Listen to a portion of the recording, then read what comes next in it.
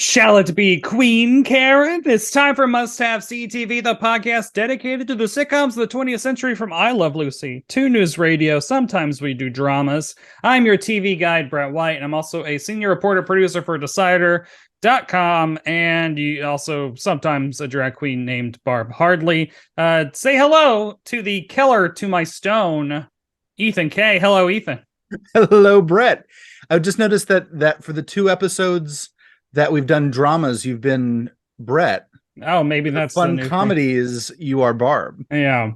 Or it's just being timed to when I am emotionally unable to just spend the time to get into drag. Because sometimes dramas can take a lot out of you, and they're usually an hour long. Where we usually watch sitcoms 20 some minutes. You zip through that, you get an A plot, a B plot, and an end credit sting, and you're done. I was considering getting into drag during the episode, like doing my makeup while we talk, and then at the end I'd be in drag. That could be something at some point. That could be a fun YouTube exclusive. Pride Month. We're very prideful. I don't know. In the good way, not the seven deadly sins way. No, I'm the seven deadly sins way. Because I'm prideful in the gay way, so therefore deadly sin. What are you watching? It's a solid question. A lot of stuff has some stuff's come back. It's Always Sunny in Philadelphia just came back, and every episode is fantastic. Mm-hmm. But if we want to introduce people to new stuff, I would say that there's an animated show on Crunchyroll called X plus Y, which is a creepy psychological thriller about a guy who goes to an escape room and suddenly finds his entire life is turned into an escape room. And the episodes are short. They're only about 16, 17 minutes long. It's animated from China, and it is just, it's a very good drama. And creepy, and it's very well done, and it's the one I think this anime season that I'm like, let's watch X plus Y. Let's watch that. And how many episodes will there be total? Is it one of those where there'll be like 500 episodes in 1 year? It doesn't seem like that, because right now it's the first season, and they are short, and they're only doing 12 episodes as far as I can tell, because I've tried to look it up to see if they're doing longer things or a second season, and you would not believe how many businesses there are called X plus Y or X and Y or Kyle XY from ABC Family. So I can't find a lot of information about the show other than it is on. It seems like they just finished kind of like a mini story arc, but I can't imagine that the show would end on that. So I'm like, fingers crossed for a 24 episode season or a 2-part season. Yeah. But what are you watching? I mean, you watch everything. I mean, in terms of things that I'm liking and not covering, all of season 2 of The Bear came out on Thursday on FX instead of doing a weekly drop like they did for season 1. It's all out at once, and so therefore, which I binged the first season after it all aired, so this is how I'm used to it. But I've watched the first 6 episodes, and it is an intense emotional journey. It's so it's filling the Mad Men void in a way of like, I loved Mad Men because it was about people who were good at their jobs, and like that mattered to them, and like the camaraderie you forge with people at a job doing a thing. It was like very moving to me as someone who's, I don't know, like, I don't have children. I'm not going to get anything out of a family drama or feel like I get nothing. I'm soulless and heartless. No, but workplace. So like The Bear this season, they're rebranding and rebuilding the restaurant, and so just like watching this ragtag group of people who like last season didn't get along and have gone through so much stuff and are now like really trying to like pull together to do something bigger than even the sum of all their parts is so emotional and cool. And and it also has a lead character who deals with anxiety and PTSD. So I really really appreciate that. And it only comes into more sharper contrast or starker Ooh, in episode 6 of season 2, I which see. was a emotionally exhausting tour de force. So yeah, it's also funny. It's also funny. It's also funny while it also is just like making you stressed as hell. Um Maybe also Megan's talked about it a little bit. Maybe it is something that we jump into. There's just like a lot of shows that we're like, oh, we got to get to that, or we should totally watch that. And then we sit down and we're just like, can't think of them. Yeah, I think like because like it is a half-hour show, so that is good. Except for season 2, since it's all coming out at once. Like the episodes are mostly a half hour, but episode 6 was an hour. Oh, So it is a pretty quick binge, and I think it is. You get really invested. It okay. also has that Friday Night Lights like verite feel. Like it doesn't feel like episodes were scripted and performed so much as they were just caught on Oh, camera, because it's a lot of natural dialogue and a lot of people talking over each other and a lot of like cameras in positions where it looks like they're catching things accidentally. Kind of, it's really intense, hmm. just like life, baby. Just like the streets of San San Francisco. Francisco. But I wanted to bring up that we did get a comment on the I Love Lucy episode this past. I think we haven't talked from Joe Cab. Said he loved the episode. I didn't even know you have a YouTube channel. We do. Go there. It's more visually interesting when I'm dressed as a woman, so mileage may vary. But guess what? Don Juan, the movie that Ricky Ricardo moved to LA to make, never got made. Metro ends up shelving the movie, but are nice enough to find other work for Ricky to do to finish his contract and keep them out in California for a while longer. Which, yeah, that seems right. I So should. he gets bit parts around Hollywood, just like like in Pee Wee's Big Adventure. He's at the hotel desk, paging Mr. Herman. Mr. Yeah, got to Herman, burn off that that contract. paging Mr. Ricardo, paging Mr. Ricardo to the front desk. But yeah, gotta love it. Gotta love Lucy.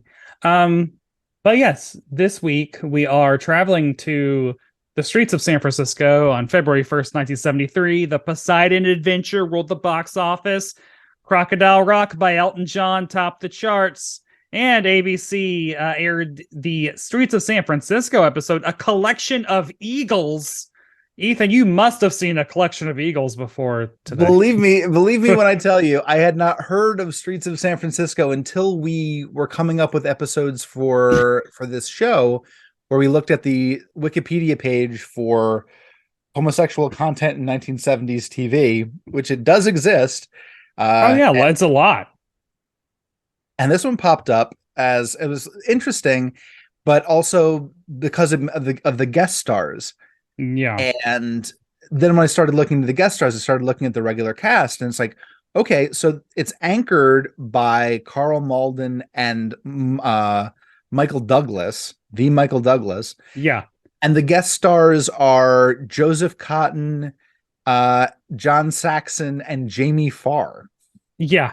Jamie Farr in it for a hot second. Yeah, I'd never heard of this show because dramas didn't play in reruns the way that No. sitcoms did. And so growing up in the 80s and 90s, you just never saw old dramas. I mean, even like Hill Street Blues and St. Elsewhere are kind of like the two like prototypical doctor and cop shows that Yeah. I knew existed, but they didn't run on Nick at Night. I think they might have run on TV Land. Is that because, and I'm spitballing, is that because it's easier to sell advertising space for a half-hour TV show than it is for an I hour would rerun? assume, because you can get more bang for your buck in a half hour. Yeah, Uh, you might find more people that'll sit through half an hour of Lucy yeah. than for an entire hour of Streets of San Francisco. I will say, so the one drama that I do remember Nick at Night playing and watching just because it was on was the fucking White Shadow. Oh, Ken Howard. The yeah, like Yeah, the I'm a basketball coach in an inner city. I'm a white professional basketball player who is forced to retire from the Chicago Bulls of the NBA after suffering a severe knee injury. So he takes a job as the head basketball coach at a mostly black and Hispanic urban high school in South Central Los Angeles. And that is like the one drama. I don't know why they picked that one. That's what, and it lasted 3 seasons. 54 Reese, episodes. Yeah, very so yeah, I that was the extent of my drama knowledge. it was So well remembered. I never saw it because it came on before I was born, and it only aired in reruns for a very limited amount of time. yeah. Um, but I am familiar with it. Just looking So up Ken Howard. yeah, I didn't even so I didn't know Streets of San Francisco existed. And I think also probably because they did not make a 90s movie about it. They did make Because a that was they did make a movie, like a made for TV movie version of the show, but this was after Michael Douglas had left. So it ran 5 seasons. Michael Douglas did 4 seasons, and then they replaced him. Who did I don't think I wrote. They replaced him with Paul Rudd. Richard Hatch, who did Battlestar Galactica. Battlestar Galactica, not the winner of Survivor season 1. So they replaced him for 1 season with Richard Hatch, and they brought in Michael Douglas's daughter, or the character's daughter. And then for the movie, Michael Douglas wasn't there, but his daughter was, and Richard Hatch was there. So weird. Well, it is also weird to think of, like, at this point, Michael Douglas is just Kirk Douglas's son. He's got a TV show. And right in the middle of it, the thing that changed his career was he produced One Flew Over the Cuckoo's Nest. And in doing so, he went from being Kirk Douglas's son to being Hollywood player Michael Douglas. But not even for acting. Not even for acting at that doesn't point. come until like 15 years after this episode airs, when he becomes you have a big, like a mid-sized budget erotic thriller, gotta have Michael Douglas in it. Like this just Basic Instinct, Fatal Attraction. At least those two are enough. Yeah, Fatal Attraction was the first one that I can remember being like, okay, not that I remember, but the earliest film that I can remember him being in. That was, I mean, he's done some great films. For my money, and the Wasp. You Can't Beat the Game. The Game is such a fantastic film. I really want to watch that one again. I liked. Oh yeah, I mean, so Wall Street. He was in Wall Street, and that's an 80s. The 80s, Romancing the Stone. 80s was his decade. Yeah. And now it is interesting that in this episode of Streets of San Francisco, I mean, he's probably the age that Hank Pym is in the Avengers Endgame flashbacks. Because they flash back to the 70s. He's older than Karl Malden was in Streets of San Francisco. There's very little premise. It's a cop show set and shot in San Francisco. So, I mean, that's unique in and of itself. Not a lot of shows were shot completely on location like that weren't LA or New York. Yeah. And it was an older cop and a younger cop, and they were kind of like detectives. Yeah. And the one thing that they don't talk about in any of the synopses is that they hate each other. Like, the one thing I can tell you from like their relationship is just like Karl Malden is always giving Michael Douglas shit for everything. I mean, at one point he jokes that Michael Douglas might even be the killer in this episode. He jokes like, "You're afraid to roll up your sleeves," after they find out that the killer will have scratch marks. And it's like, Jesus, get off his back, Karl Malden. There's one point where they go out to eat and Malden's like, "How much I owe you?" And he's like, "Don't worry about it." And then he gets really angry, goes, "Who gave you a raise? Yeah. Where are you getting this money?" Malden's ridiculously abusive to Michael Douglas, who speaks like this all the time. It's a very like film noir cop and a 70s modern cop who does the crossword puzzle and stuff like that. But this week on Must Have Seen TV, we're talking about the Streets of San Francisco episode, A Collection of Eagles. Not an eagle to be seen in the episode. It is the 17th episode of season 1 and was written by Robert I. Holt and directed by Walter Grauman. Here's how IMDb describes the episode. A green consumed numismatist plots to switch a wealthy collector's gold double eagle coins with counterfeits, using and abusing his trusting accomplices along the way. Ethan, how accurate is that description? Completely accurate.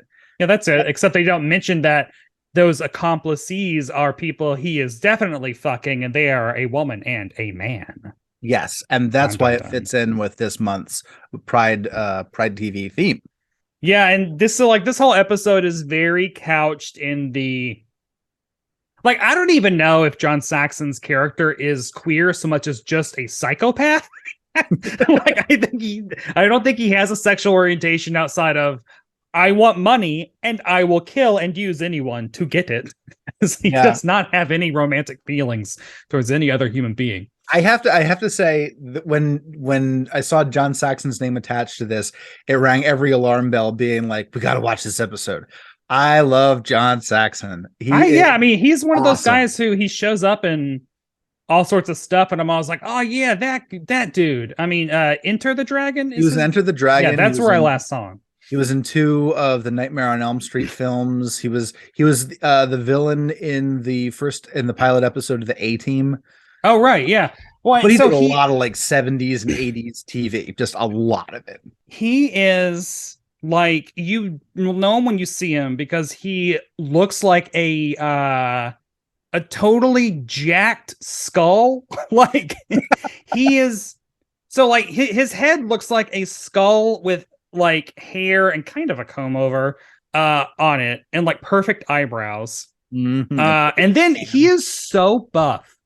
His character in this episode is not a physical threat at all. He's just he's a numismaticist or whatever. He's a he's a coin nerd. So he's just wearing turtlenecks the entire episode, but you can fucking see his biceps and pecs through the turtlenecks the entire episode. It's God, he is huge. I will say that I am married. I am fairly cisgender, but you know what? John Saxon. I mean, I would fuck John Saxon. Your mind.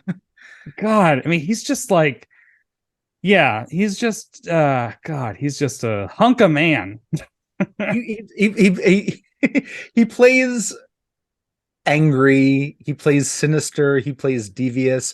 I have never seen him play funny. I have never seen him play comedy. You only ever see him play fake funny and fake comedy when he's trying to connive someone into doing something. Yeah. I mean, so that also plays into another trope of this episode is bisexual people will trick you. That's the other kind of conceit that this falls under of he's two-timing. I'm just looking at John Saxon's shirtless pics in Google right now. Lots of Speedos. We appreciate this. We salute you, John Saxon. John Saxon knew what he had. He was also he started out as a hand model. Oh, like George Costanza. And then he for a while he was he would constantly acted. He started out as a model, and later in his career he's now I'm older, I will also model. So he kind of kept that going. He died 3 years ago. 2020. R.I.P. John Saxon. I got lots of information about that for, I guess, later. But the episode opens with the most stereotypical or prototypical or the consummate 70s cop show opening. That theme song is the definition of what. As you see, it just smash cuts of different parts of San Francisco. There's no people, there's no characters. It's just San Francisco zooming in. But then they also have all these striped line transitions, and it's the street. And there's the narrator who sounds like he's narrating 80s G.I. Joe toy commercials. He's the streets of San Francisco, a Quinn Martin production. Yes, it is a Quinn Martin production, known for The Fugitive, known for Barnaby Jones, the FBI long series that lasted in the 70s, and his only film, The Mephisto Waltz.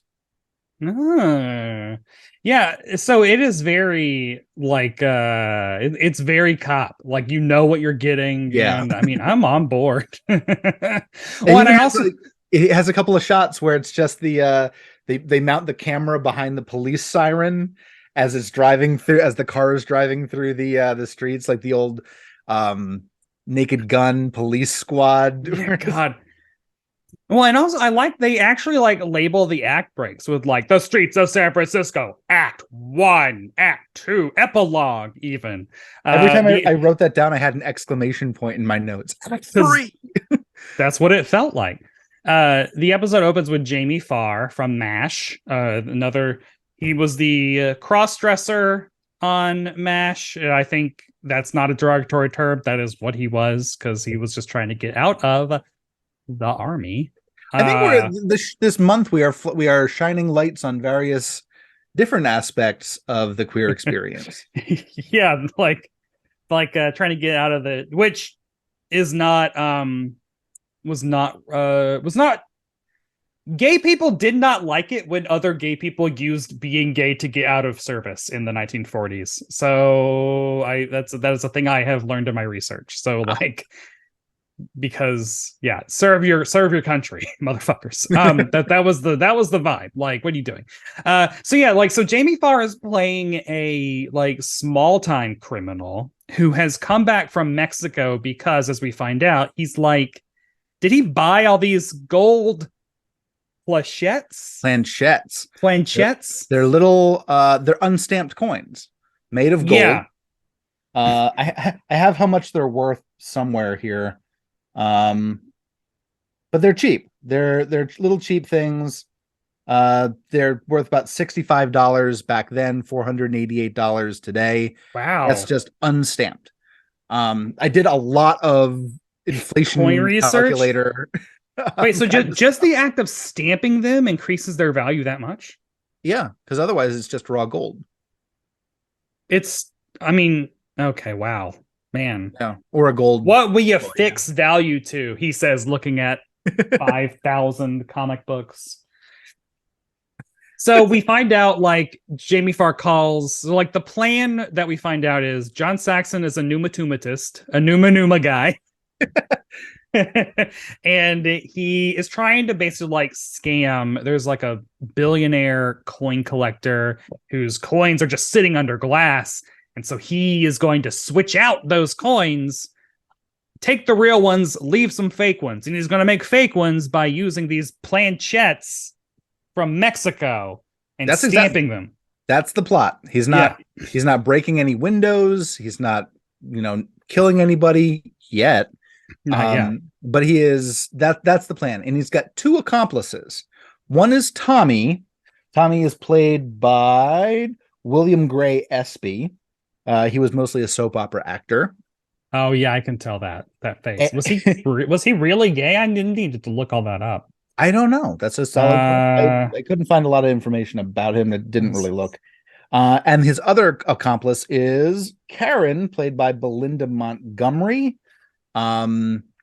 She did a lot of TV. She was in Tron Legacy, Ooh. The Other Side of the Mountain, which was something from the 70s. But he's playing them against each other because she doesn't know that he is hooking up with Tommy, and Tommy doesn't know that he is hooking up with Karen. Yeah. He's giving them both the baby. Once we get these, we'll get out It's of this you and country. me. It's you and me all the way to Spain. And so like the opening scene is of the two of them and Tommy, yeah. John Saxon is giving Tommy an insulin shot because he's diabetic, and it's the most sensual insulin shot. I mean, it's almost like a stand-in for, I mean, he's penetrating him. So like there's a lot of like facial expressions and a lot of like longing looks at each other, like knowing looks, which is about all you can get. Yeah, in Apparently 70s TV. in And 70. he touches his arm at one Yeah. point. I think Well, he's got to give him the shot. Yeah. yeah. Should have gave him a shot in the ass.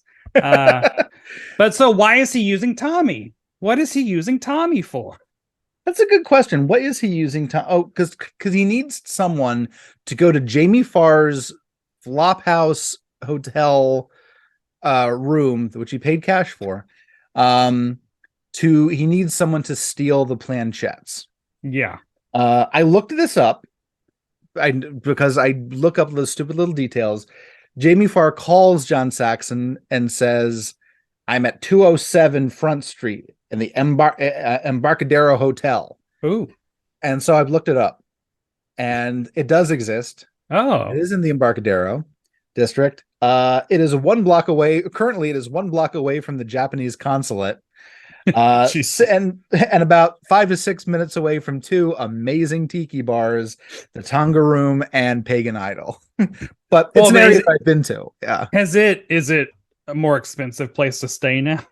Yeah, it's not a hotel. I think it's a bank now. I mean, at the time, okay, he probably just gave like an address. It wasn't like an actual hotel.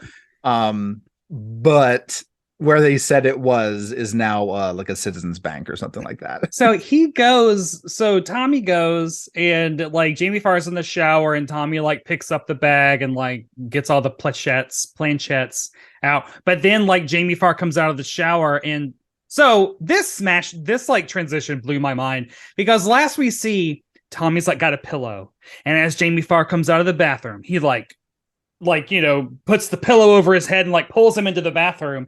Cut to the next scene. They're investigating the hotel room, which has been burnt to a crisp. Burnt to a crisp. Like, I mean, like nuked. Like the bed is a pile of ashes. Which is great set dressing.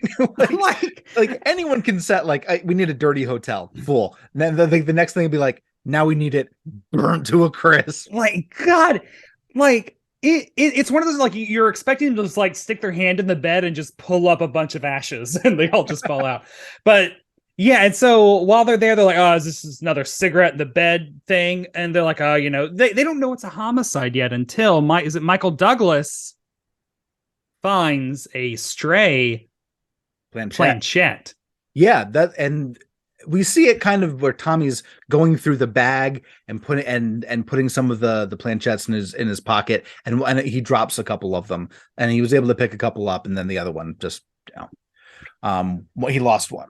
But we get to see them yell at each other for a while. Yeah. Well, they find a gun, but the gun has been burnt up as well, so they don't have the serial number. And when Karl Malden shows it to Michael Douglas and goes, "Put your young eyes on it." Oh yeah, God. And I also like Karl Malden throughout the entire thing is wearing a fedora and an overcoat and a lot of vests, and like he just looks like he's been pulled out of the Maltese Falcon. And he hates everybody. He talks down to everybody. He's unpleasant to watch.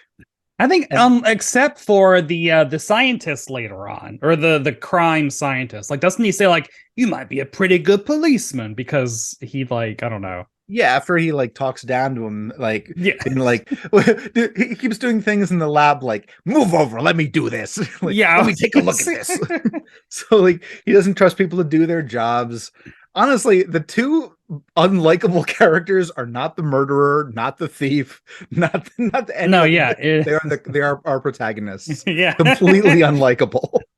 Yeah, honestly. So like we then now are introduced to the Mark. The Mark. Who is what is his character's James, but he's played by James Cotton. John R. James, played by Joseph Cotton. Joseph Cotton, famous for Citizen Kane, The Third Man, Gaslight, and my favorite, Abominable Dr. Phibes, where he played the protagonist. In 100% my favorite Vincent Price film. Not wearing the t-shirt, wearing Creature from the Black Lagoon today, but I almost wore another Phibes shirt that I have, but I opted not to. But he's an old geezer. Oh, he's a nice man. I like him. He's an old man he's a rich man, so maybe he isn't that nice. Who knows? And he wears ascots and neckerchiefs, so I like that. He also appears to be single, so maybe the character's gay. Joseph Cotton was not. Looks like he was that up. We don't understand exactly what his job is, that he is a millionaire. See, I don't think he's a billionaire yet. I think this is the years where billionaire was still theoretical. Oh You're going to yeah, just the be a good times. multimillionaire. Thank you.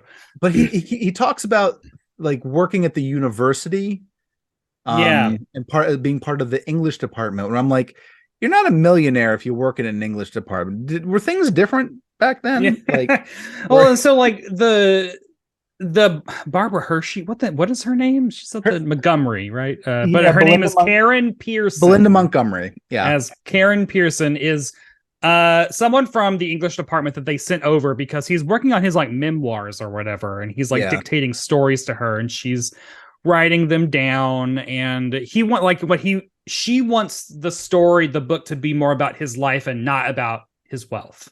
Because yeah. according to her, she's like, everyone knows how you acquired your wealth. I mean, we don't. But we want to know about your life. Being But part of the best damn English department in the country in San yeah. Francisco.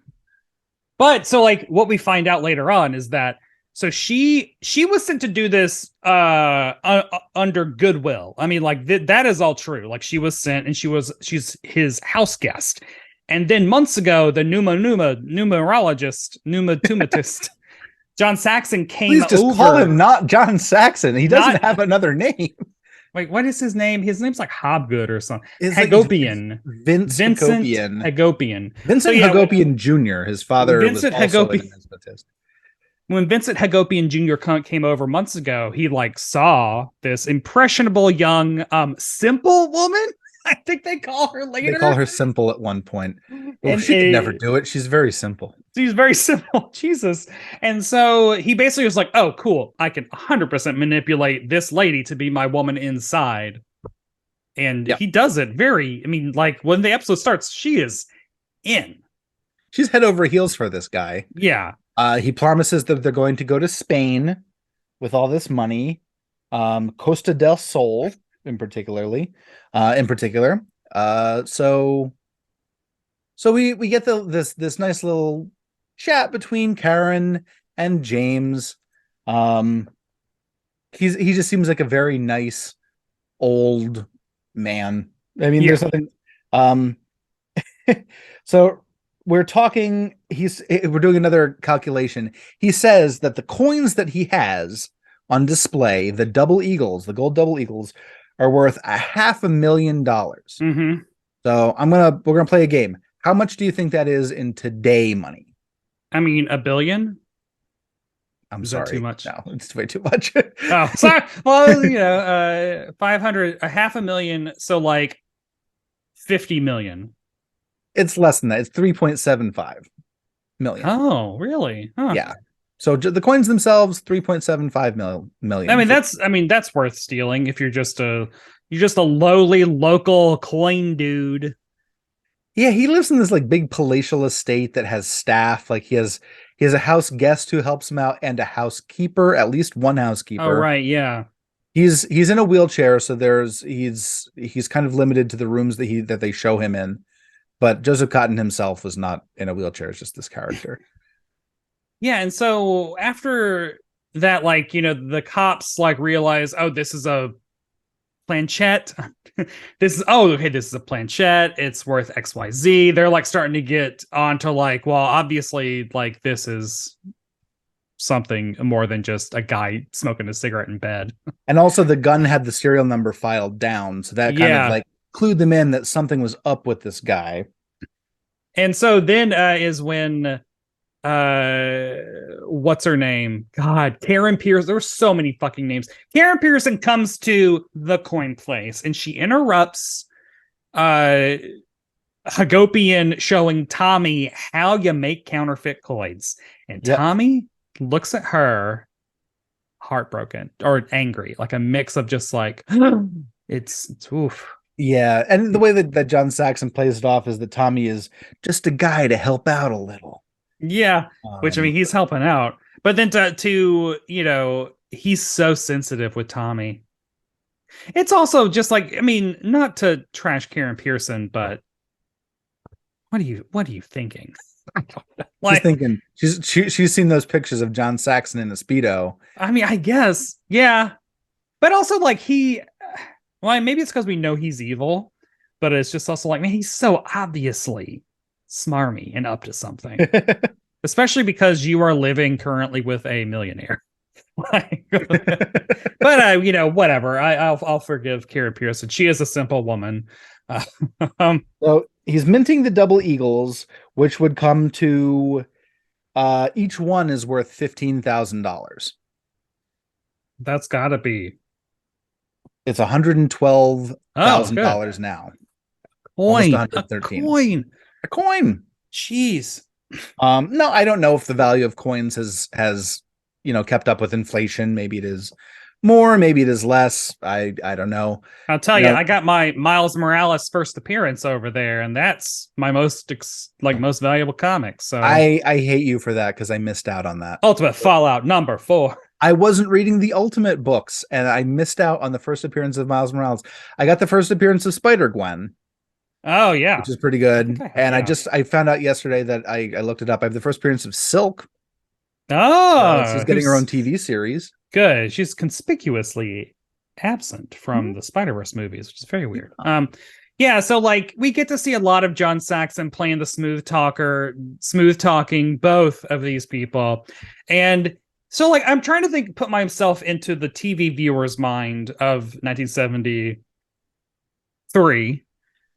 Is the subtext with Tommy blatant enough to make mom and dad in Idaho understand what's going on? Yeah, I think it's obvious that they're a couple. It doesn't seem like it seems like a very lopsided couple. Yeah. Oh yeah. Tommy seems kind of simple, like He's Karen simple was. too. Yeah. He's simple too. John Saxon's kind of slick. He can kind of take advantage of Tommy. But my guess is that he was with Tommy first. Yeah. Because he does even, now it's I don't know what to believe with Mr. de Vogelthorpe. Hagopian the numismatist. These weird, what is a Star Wars? But no, I can't trust him at all. But when he tells Tommy she's just a means to an end or something, I believe that. Maybe because I wanted Hagopian and Tommy to be OTP, but he kills Tommy, so all lies. He does kill Tommy. He doubles that insulin. If there's anything that happens in between. Okay, so Tommy overhears John Saxon say that he loves Karen. Yeah. So he's upset. Yeah, and Saxon has to be like, no, he's just a means to an end. So he's like, oh, it's time for your insulin, and gives 80 units. It's very dramatic too, because he's like, that's too much. I wrote it down. Vince, that's too much. And then he dies. It's a great line read. But you know what? He's got to kill him because this is the witness to this is how he got the plaquettes and also killed Jamie Farr. Killed Jamie Farr. And the cops know that Jamie Farr was murdered and did not die in the fire because there was no smoke in the lungs. He was dead beforehand. But there's a telltale clue that Farr scratched Tommy on the arm when they were fighting with the pillow. So the cops are looking out for a guy. Well, they could test the hair and the skin, and not DNA, but they're like, he's a white guy with blonde hair, 30s to 40s. Yeah. They could test the cells. And Malden's like, well, that rules out me and the doctor, who is a black man. And then he looks at Michael Douglas and is like, what about you? Let's see those four. It's it's obviously a joke, but it's still just God, he really loves fucking with his partner. And it never feels playful. It always feels mean-spirited. It feels angry. It feels like it would be just exhausting to be Michael Douglas's character. Even earlier when he says oh, it's a planchette, and Karl Malden's like, how do you know that word? It's it's used a lot in crossword puzzle clues. You got time to do crosswords? It's God. And if you want to see something completely a different side of him, the only other thing that I've seen him in is Dario Argento's Cat of Nine Tails. Oh, where he plays a very friendly, nurturing grandfather, just nice guy. Like, he's completely different. So I guess you could say that Karl Malden has some acting chops. Oh But yeah. here he's just mad at especially Michael Douglas, but usually anyone else who's in the room. I honestly like the forensics guy. I'm like, he should be one of the leads. Like, he was great. He was all through this episode. They just Yeah, I kept liked him. back to him. He's like, What do you need now? Okay, here's your yeah. answer. They're like, what is this planchette? He's like, oh, I'll just walk over to my bookshelf, get a couple books that I have on antique coins, and I'll just pass them over to you guys. Bring them back when you have a chance. I will say that is the most. I just kept thinking about, like, God, before the internet. I mean, honestly, better times. Wish we still lived in them at this point. But just like how this entire episode is built on, like, thank God we got all these books on antique coins laying around. Like, we can identify these. How much are they worth? It's just like, man, being a cop had to be even harder. Just think of all the stuff that, like, just like, imagine you're a lab tech and you're trying to, like, fill your bookshelf with all the things you'll need. How often does, like, coin values come up in your planning where you're like, I need a book on coin values. Yeah. I need two. Because he had a couple books. They were easy to find. The bookshelf wasn't big. A lot of coin-based crimes in San Francisco in the 70s. I've never seen any of the other episodes of Streets of San Francisco, so you might be right. All these could be coin crimes. And you got to imagine with the internet, John Saxon would have been able to find, like, hookups a lot easier. Also, accomplices, patsies, scapegoats. What would John Saxon do with the dark web? Oh God! I mean, I think he's doing it. I think he'd be selling a lot of other things. Maybe some human trafficking. Maybe. I mean, he is terrifying. I think, like, he's an intense individual in this episode. Yeah, I wouldn't cross him. He is very intense. He played villains a lot. Yeah, he played cops and villains a lot. What is next? And then they're so Act 3. Well, they find out that, like, they like identify who Jamie Farr's character is. Like, don't they say, like, he had, like, paint from a Mexican boat on his boot or something? Yeah, it was very weird. They figured out who he was. I don't figure out. I didn't write down how they figured out who it was. Yeah, I think it had to do with, like, it was the gun. They do the thing where even though the serial number's filed off, you put some chemicals on it. That was wild. Light, and you can see that. So they were able to link the gun to Jamie Farr. That's to identify the body. But they also discover there's another body. Are they linked? Well, this body that they found in the water has a big scratch on his arm, and he's a white guy, aged 20 to 40, with blonde hair. Good twink age, yeah. Would you consider Tommy a twink? I think he's probably a 70s twink. Yeah. Okay. He's thin. He's good looking. But, like, in the 70s, you're probably not going to get as svelte and twinky a physique or attitude as, like, the 70s. Even the twinks still got to be a little bit Marlboro Man. Like, I'd say he was more Marlboro Man than twink. He had a big head with a square jaw, and then, like, long, a lot of hair, like a big just, like, thing on his shoulders. Maybe he's an otter. I don't understand all these things. We do find an interesting. So, like, the thing that Mr. James is actually passionate about are his roses. He's been working for generations, crossbreeding these roses to make, like, red roses with, like, yellow interiors or buds or whatever the words are. And Karen is so taken with them, and it's just like, oh, this. And during this scene, our man is wearing a jaunty as fuck neckerchief and also kind of holding his little like snippers in a little dainty way. I don't know. I was like, this is another gay icon in this episode. I not knowing a lot about the show, but also knowing that, San Francisco, San Francisco was the home of T.C. Jones. Yeah. So how many other episodes of Streets of San Francisco dealt with? There's more than one, Because on that list, there were at least like 2 or 3 or 4. So I did love both of their wardrobes, though.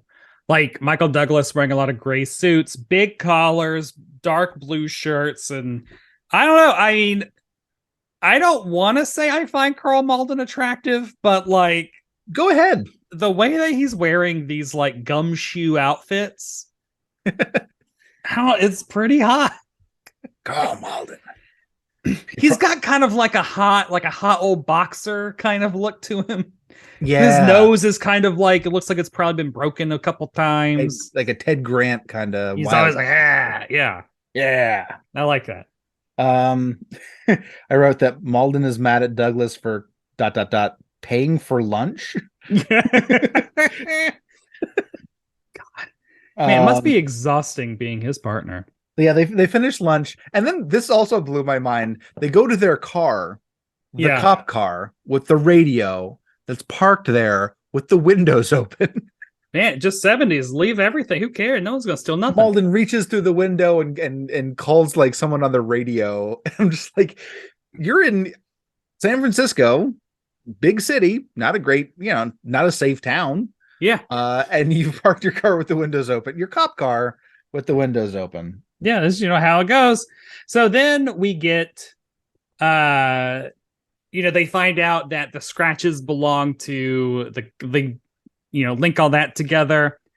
And Karen starts getting cold feet because our man Jimmy James, whatever the fuck his name is, but he like inferred that he doesn't own the coins anymore. Yeah. Oh, they don't belong to me. My pride is the roses. Yeah. And she finds out basically like, oh, well, I've left, when I die, the coins will go to the university, which they will then auction off to like make money for the etc. And she's just like, also, she's kind of just like, this sweet old man loves his roses and I feel bad for him. Well, go ahead. Did you buy? So like this is kind of like where we get John Saxon, Vogelthorpe, whatever, Hagopian, whatever. I was just about to get this. We get his like villain origin or his motive, which is like his dad ran the coin shop and he grew up seeing his father like grade and value all these coins for rich people who would then leave and put the coins in plastic and never do anything with them while we lived in poverty or whatever. And so he's like, that coin collection is just sitting under glass. He's not even using it. I want to see the world. But did we buy it? He's we hear that from James Cotton saying that, oh no, I'm sorry, I take that back. This is another Karen and Saxon moment. Because I was going to say that once they realize that someone's going to be counterfeiting these coins with all these planchettes, the police have to call in, but the only guy in town who knows coins, Vincent Hagopian Jr., played by John Saxon. Yeah, very Columbo. They're investigating the criminal about the crime he committed. So they bring him in, and he has all the answers. He is slick as snot. He is oily and he controls the room. He's great. Yeah, I would have sex with all 3 of these men.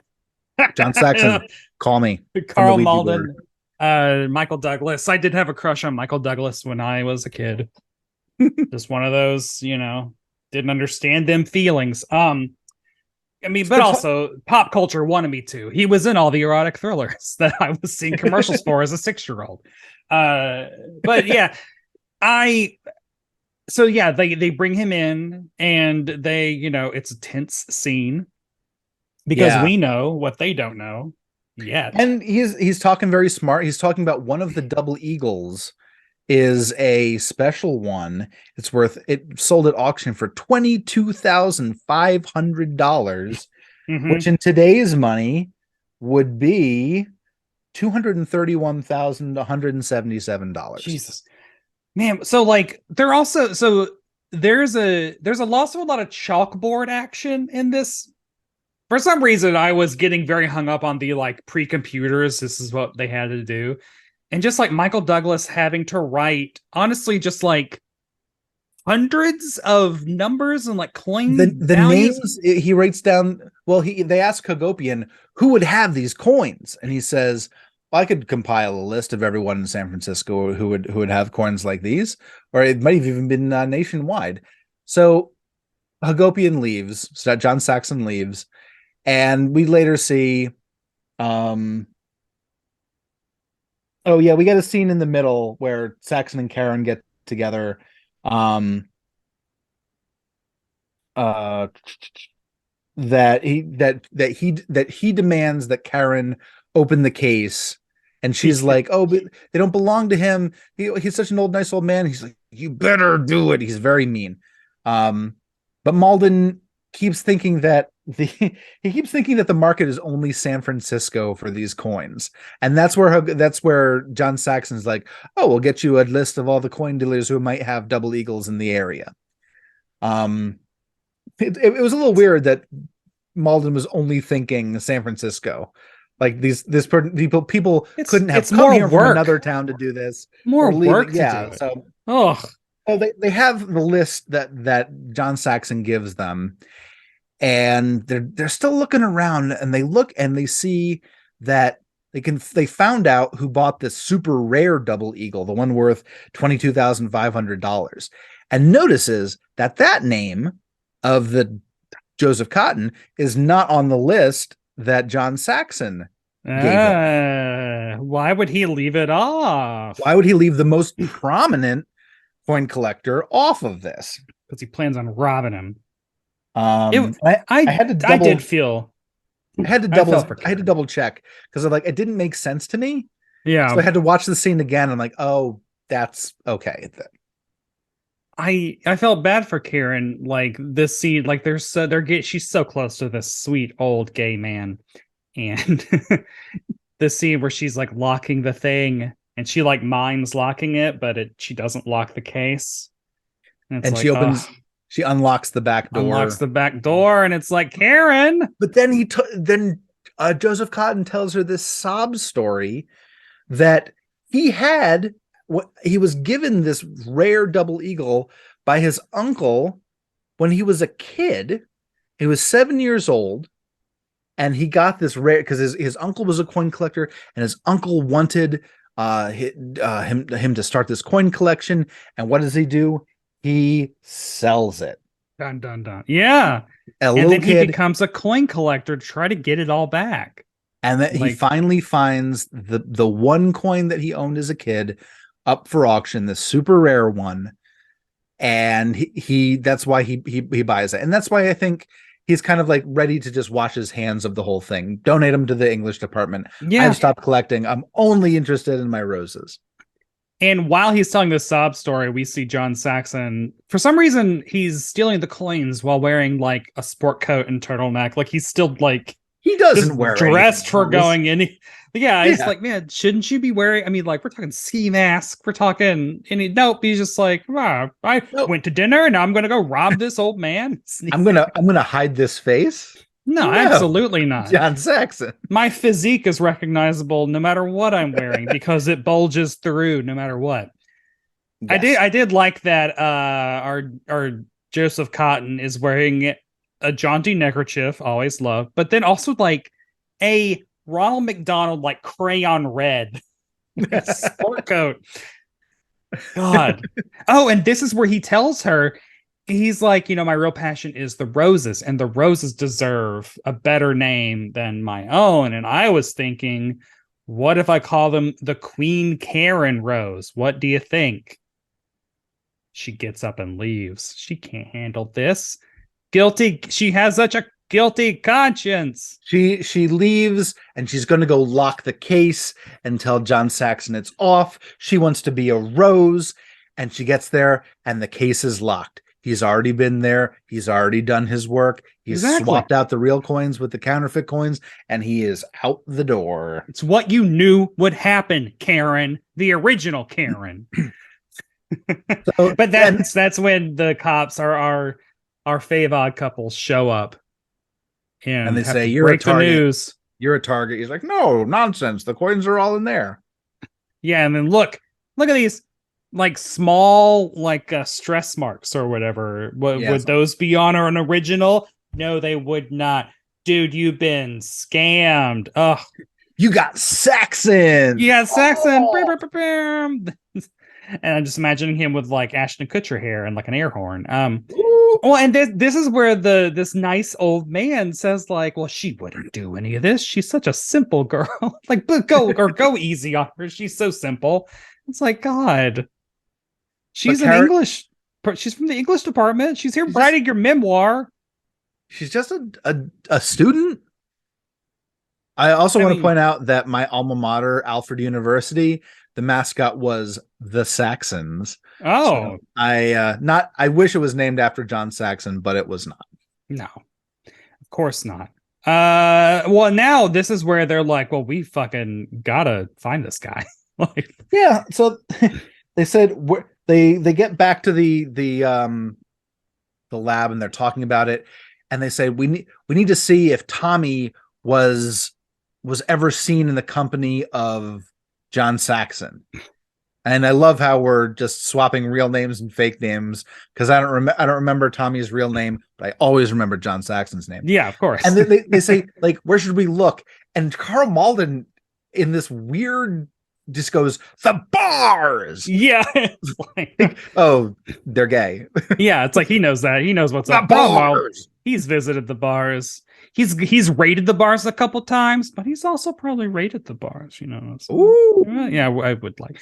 Well, and then Karen goes to John Saxon's shop to confront him and be, you know, and he backhands her. Like, and knocks her unconscious with a backhand immediately. Which is just like, she was out way too long. But again, look at those guns, because he's wearing the turtleneck and you can just see he's hulking out of this turtleneck. Getting his shit together, gonna hit the road just as Michael Douglas and Karl Malden show up. His arms are like a bullwhip, that they're just like regular arms, but they boiled. Yeah, when you whip them out, like by the end of it, it's like it breaks the sound. He's like one of my action figures. Like John Saxon has one of those weird like little like wedges on the back that you put your thumb in and you turn it. It's Karl Malden fighting action. I do like, so he like peeks out the window, out like the door from the back of his shop, and he sees Karl Malden at the front door looking in, and so he then runs to the back, opens it, and I don't know if it's because like the resolution was low, but you just see him like take his suitcase and hit a figure, and it's Michael Douglas. But I just thought it was funny that he opens the door and then just like clobbers Michael Douglas with a suitcase. Well, before then, he goes back to the refrigerator because he still has Tommy's insulin. And he's yeah, Karen the same way that he offed Tommy. Which would it take? Would 40 of insulin? Would a normal dose of insulin kill a person if they didn't have? I don't know. That's a good question. Yeah, write us in the comments. Tell us. Yeah, let me know how much insulin it takes to kill a person. for purely scientific entertainment purposes. Well, then we get a shootout, which you got to imagine in the 1973 is like, oh hell yeah, action on TV. And last broken glass here and there, and Malden hits Saxon in the shoulder. Yeah, he falls down, and then it's like, yeah. Karen is not injected with the insulin. She wakes up from the slap heard around the world. I'm just it's one of those like 70s TV backhands where it's like bap, and then she's just like, my brain has shut down. I am falling on the floor. I've never been knocked on, like being knocked unconscious is just such a trope of fiction that I'm always like, how accurate is like the G.I. Joe method of being knocked out, where it's like you get punched and it's almost like they're hitting a timer on you, like you are now inactive for 5 minutes. You know? Yeah, like that's kind of, is that how it actually works? Face before. I mean, I've been. How long were you out? 0 hours. 0 time. I'm just kind of like, we used to do something in karate class where, and this is probably abuse, but you would stand there with your arms behind your back, and there's a way to lock your tongue, to lock your jaw. You kind of like push your tongue up against the roof of your mouth, and it locks your jaw. And they would have somebody backhand us forehand us, backhand us, forehand us, and just keep going back and forth, just slapping your face. I can take a slap. Most people can. Well, Karen didn't do any of this stuff. Karen's an English major. She's not taking karate. And if you want to see that in action, go to our YouTube channel where I just did the whole hand motion thing to show how I was slapped in the face multiple times. And my parents were like, "Oh, you like Ninja Turtles? Do you want to take karate?" And I was like, "No." I'm glad I said no. You probably wouldn't have gone to the same kind of school. Like, I took hits. No, yeah. I mean, this was also a 7-year-old isn't getting slapped in the face, I hope. I was 10 years old when I started, and I did not start with any children's classes because my dad wanted to take it with me. As a 10-year-old, I was in adult classes. By the time I was 11 or 12 or 13, I was taking hits from adults. Jesus Christ.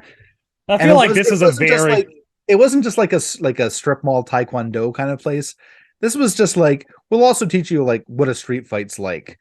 And we will also fight without pads some of the time. And you're going to learn how to land. You're going to have to, and the theory was no one in the street's going to hit you harder than someone hits you here. Okay. So preparing you for all those fights that just don't happen, but I'm glad they don't happen. Thank God. We don't know what's going to happen in the next couple years. So yeah, then we get the epilogue because she goes to like soft jail, right? Like, I mean, she doesn't get away with this. She turned evidence. Yeah, they're like, oh yeah, to jail, but they're like, it's not going to be a lot. She's simple. She was manipulated by this dastardly homosexual psychopath. Hulk, this hulking homosexual who looks good in a turtleneck. God. And so they're back at their office, and then another officer comes in and hands them, hey, you got these 2 gifts for you. And I think Karl Malden's wearing a really hot, like, sleeveless sweater vest, like cardigan. I'm sorry, I don't have issues. And so they both get these little presents, and they open them, and they are silver coins, silver dollars. Ooh boy! And but you better believe they look up. They look it up. They're worth $4 a piece. He's like, we're rich. How much are they? $4 a piece. How much is that in 2023 money? $28. Oh, I mean, hey, it's like 2 lunches. Yeah, 2 like Chipotle lunches. I mean, how much, only if you get a burrito, not if you get anything else. 1973. How much would a meal cost? Because remember, like in the 60s, you'd be like 15 cents gets you a burger, fries, and soda. Yeah, they're eating for a month. They're paying rent. That's how. Michael Douglas is like, just take it out of my coin. Do you think people shipped them? Oh yeah. I think, yeah. I mean, it's 2 men on a TV show. There are definitely some housewives in the Midwest just trying to figure out what they wanted to do to them. I get the feeling that Karl Malden thinks of sex as something that just makes him mad. Like everything in his life. It's just like the idea of it is just like, God damn that sex. He hates it like he hates everything in his life. What a man. What a really angry man. Malden. Jesus. Are you ready for some must-have facts? Oh, believe me, I am ready. The must-have John Sachs. So this episode of Streets of San Francisco was 26th for the week, ranked 26th, what most watch pro. But apparently that was the show's best ratings yet because it had just been moved to Thursdays from, I think, a weekend. So it was like that was good news for them. Yeah. It was up against. Oh, you'll get to that. Yeah. So the top 5 shows of the week were: number 5 was Maude, 4 was Hawaii 5-0, 3 was Ironside, starring gay legend Raymond Burr. Right? Yes, yeah, he was Ironside. Telly Savalas was Kojak. Yes, I get all these confused. Just because, like, you hear Ironside and you think Telly Savalas, obviously, not just, big old Raymond Burr, whatever. 2, Sanford and Son, and number 1 was On the Family. The ABC Thursday night lineup, which, I mean, really, like, knowing their audience, programming a night, Mod Squad, followed by Kung Fu, followed by Streets of San Francisco. It's all action. I All mean, that's a night. That's a night. Yeah, it is. If I was a kid who was like, into 70s stuff, I'd be like, let's stay up and watch all these Yeah. together. Maybe not Streets of San Francisco. That's a little too mom and dad cop show. Oh, yeah. You want because Mod Mod Squad, they were cool. Mod Squad I for saw cool kids. And oh wait, but did both of these get 90s movies? What did Kung Fu get? Did Kung Fu get like a sequel series? It got a sequel series with in the 90s. Yeah. They got the sequel series with Carradine's son. Okay, yeah. But I saw the Mod Squad movie, which was Claire Danes, Omar Epps, or Mekhi Phifer Mod Squad movie. And it was Omar Epps and Giovanni Ribisi. Giovanni Ribisi, that's right. Yeah. And because I was like, oh, hell yeah. I like the Mod Squad movie. I was also really big into 90s nostalgia for the 70s in the 90s. Kung Fu still has a series out too. Now yeah. They did unless it got canceled because the CW is just a bloodbath. Yeah, there's a lot of stuff getting canceled. I mean, and pulled from existence. So support the strike. Do what you must do to get your content and support the strike. A pirate is always free. Wink. What? So I have some information about John Saxon that I had to find out because. So which Bruce? Well, let's do what are you watching first. So like, what are you watching on this night of television? On ABC, it was Streets of San Francisco. Joseph Cotton as the elderly owner of a collection of eagles, rare coins that are about to fall prey to a clever thief. On CBS was an episode of CBS Reports, What Are We Doing to Our Children? Which examines the problems of troubled youths growing up in America. Producer Isaac Kleinerman focuses on Atlanta and finds a 10-year-old boy arrested for rock throwing and sentenced to 34 days in a child treatment center. Children in a public housing project living on welfare. 85% of them are without fathers. Okay. How old am I in this equation? Well, and then on NBC, we got the Dean Martin Show. Laugh-ins, Ruth Buzzy, comic Lonnie Shore, and 14-year-old ballerina Lori Ichino. Comedy, a musical sketch with Dean and Ruth as a divorced couple dividing up their settlement. Also, film clips from MGM's Naughty Marietta, 1935, with Nelson Eddy and Jeanette MacDonald. Oh. You're the age you are now. This is you. Oh, no, I'm doing something else. Tonight's not a TV night. I'll watch. Tonight is a go out. Tonight is a see live theater. Tonight is a read a book night. None of these seem interesting. I would watch Streets of San Francisco, especially if they had done the job of like John Saxon's in this episode. Then I'd be like, oh, yes. I would, honey, we're staying home. You don't have to watch. I'm watching. So one of the reasons that this moved to a different night was it was originally competing against Mary Tyler Moore Show. Yeah. And the Bob Newhart Show. Yeah, which is, so they moved it to Thursdays where it's against just random junk. Garbage. And fits in with a good lineup of shows. So when we watched, was he in Game of Death with Bruce Lee? No, he was in Enter the Dragon. He was Enter in the Dragon. Enter the Dragon. So me and my husband watched Enter the Dragon probably in 2020, and he's in it and hot. So I looked him up because I knew who he was. And I saw that he had died recently, and he died in Murfreesboro, Tennessee, which is where I am from.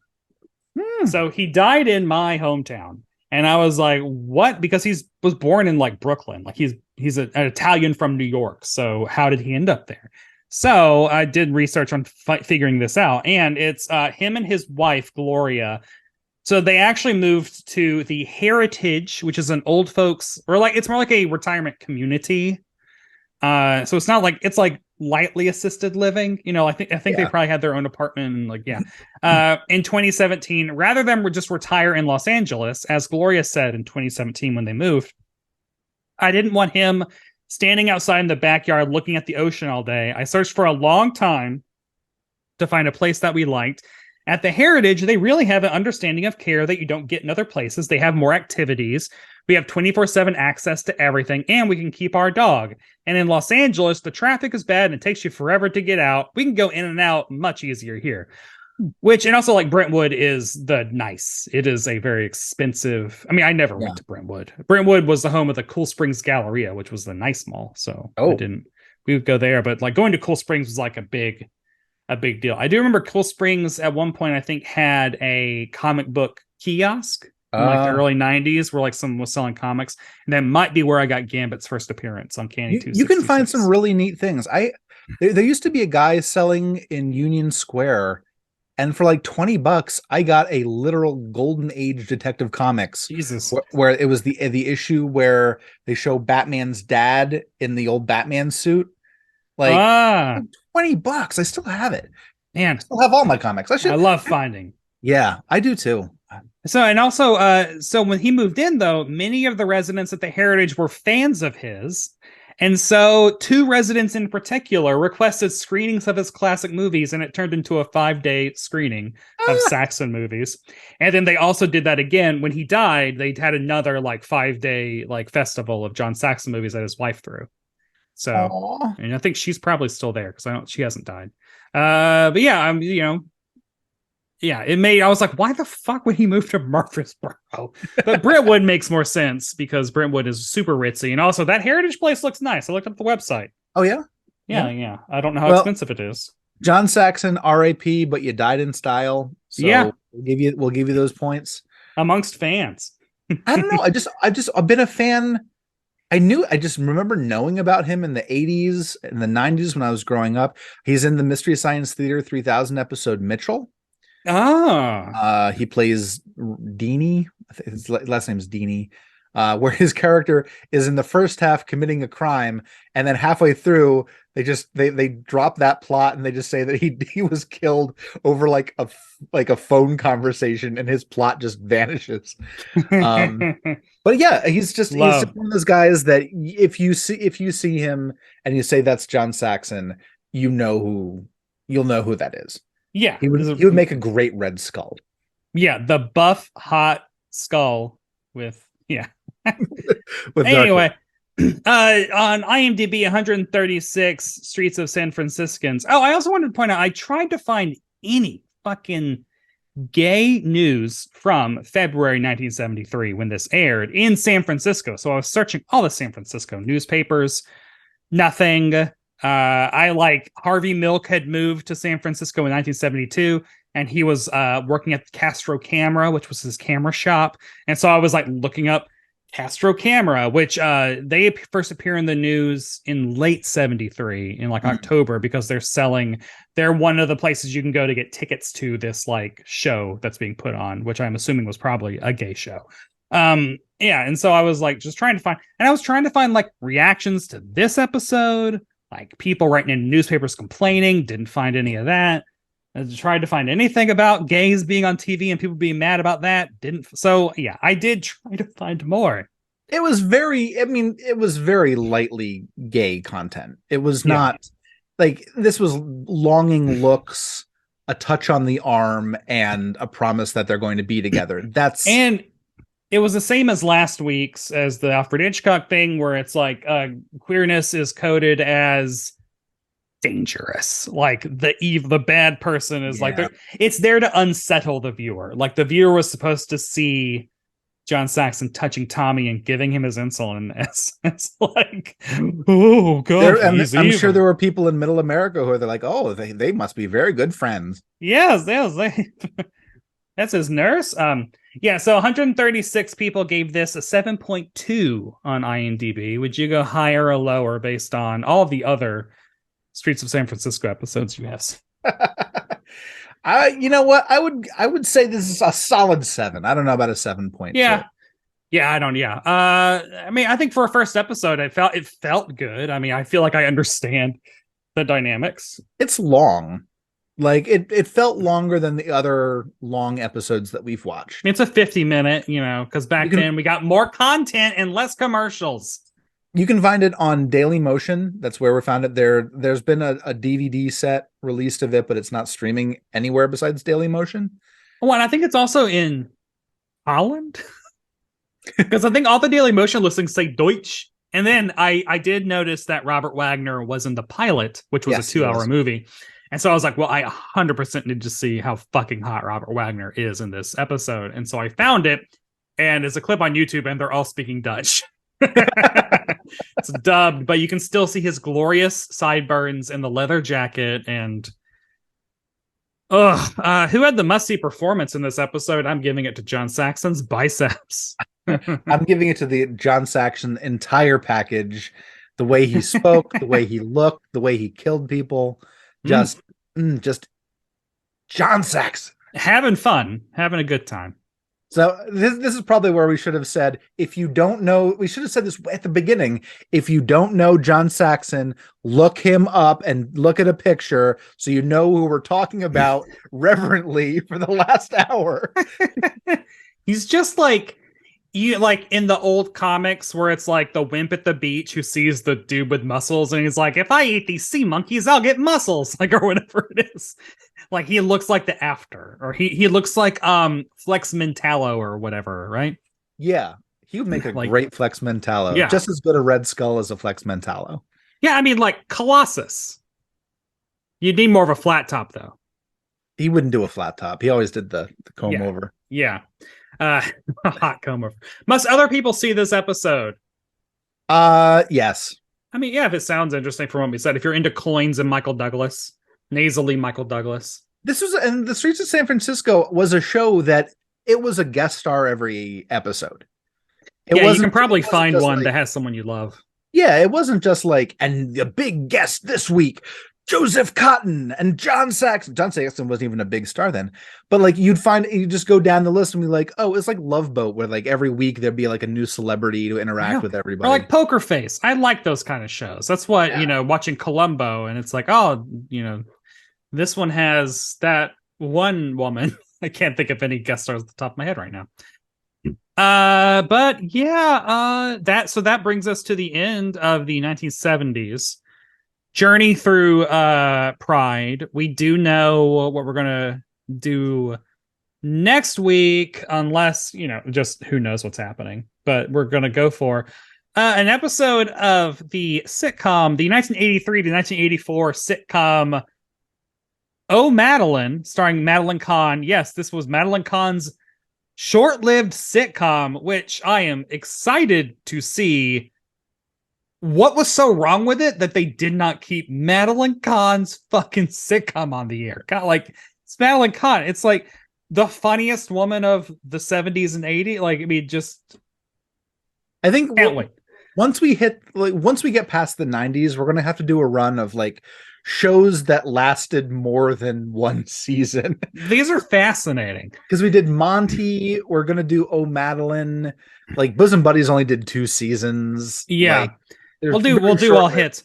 But the next to last episode of Oh Madeline, episode 17, Play Crystal for Me, involves Madeline disguises herself as a flamboyant author so she can appear on a TV talk show with a competing romance novelist, Charles Ludlam, who is a man posing as a woman. Charles Ludlam is a bona fide homosexual, an out, like, a probably queer activist, award-winning playwright. So it'll be exciting to learn more about him and to talk about this episode with gay icon Madeline Kahn, like with the flames on the side of my face. And and then it'll be the 90s, which who knows. And then after that, summer baby. Yeah, summer baby. I can't believe it only lasted whatever.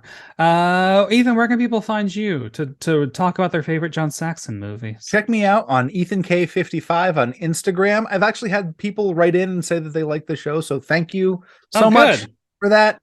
And people like my t-shirts. So yeah, Creature from the Black Lagoon. Jeez, people can write into me too. God.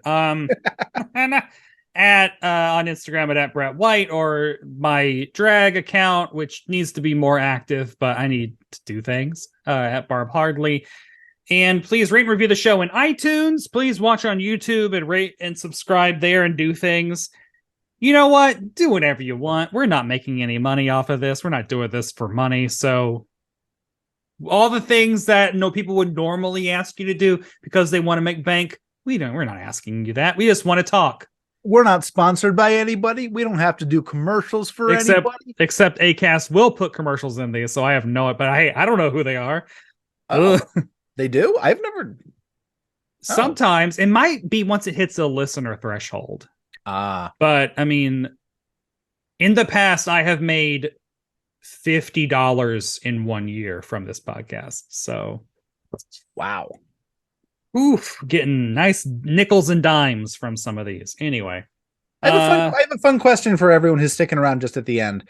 I'm thinking of starting to sell some of the stuff from my collection, and it's weird stuff. It is comic books. It is art. It is things just like books, old books, things that I just don't have space for anymore.